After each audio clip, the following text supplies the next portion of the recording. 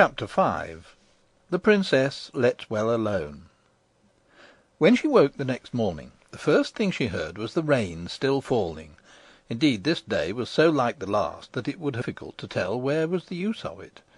The first thing she thought of, however, was not the rain, but the lady in the tower, and the first question that occupied her thoughts was whether she should not ask the nurse to fulfil her promise this very morning, and go with her to find her grandmother as soon as she had had her breakfast. But she came to the conclusion that perhaps the lady would not be pleased if she took any one to see her without first asking leave, especially as it was pretty evident, seeing she lived on pigeons' eggs and cooked them herself, that she did not want the household to know she was there. So the princess resolved to take the first opportunity of running up alone and asking whether she might bring her nurse. She believed the fact that she could not otherwise convince her she was telling the truth would have much weight with her grandmother. The princess and her nurse were the best of friends all dressing time, and the princess, in consequence, ate an enormous little breakfast. "I wonder, Lootie," that was her pet name for her nurse, "what pigeons' eggs taste like," she said, as she was eating her egg. Not quite a common one, for they always picked out the pinky ones for her. "We'll get you a pigeon's egg, and you shall judge for yourself," said the nurse. "Oh, no, no, no," returned Irene, suddenly reflecting that they might disturb the old lady in getting it, and that even if they did not, she would have one less in consequence. "Ah, what a strange creature you are," said the nurse. "First to want a thing, and then to refuse it." But she did not say it crossly, and the princess never minded any remarks that were not unfriendly. "Well, you see, Lootie, there are reasons," she returned, and said no more, for she did not want to bring up the subject of their former strife, lest her nurse should offer to go before she had had her grandmother's permission to bring her. Of course she could refuse to take her, but then she would believe her less than ever.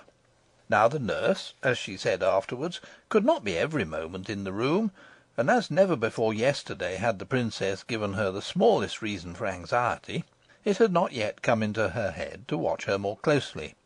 So she soon gave her a chance, and the very first that offered, Irene was off and up the stairs again.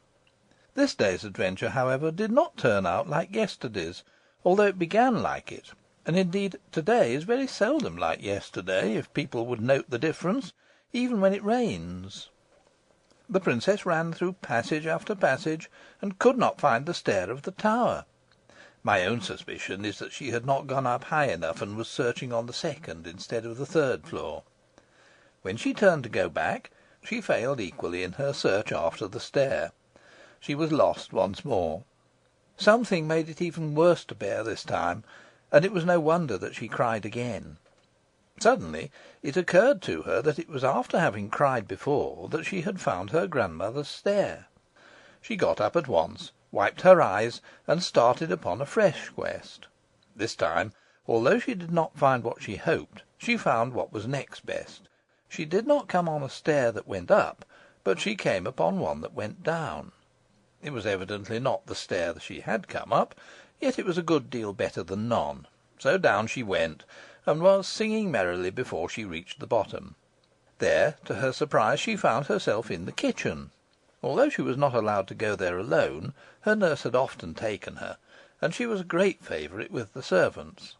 So there was a general rush at her the moment she appeared, for every one wanted to have her, and the report of where she was soon reached the nurse's ears. She came at once to fetch her, but she never suspected how she had got there, and the princess kept her own counsel. Her failure to find the old lady not only disappointed her, but made her very thoughtful. Sometimes she came almost to the nurse's opinion that she had dreamt all about her, but that fancy never lasted very long. She wondered much whether she should ever see her again, and thought it very sad not to have been able to find her when she particularly wanted her. She resolved to say nothing more to her nurse on the subject, seeing it was so little in her power to prove her words. End of Chapter 5.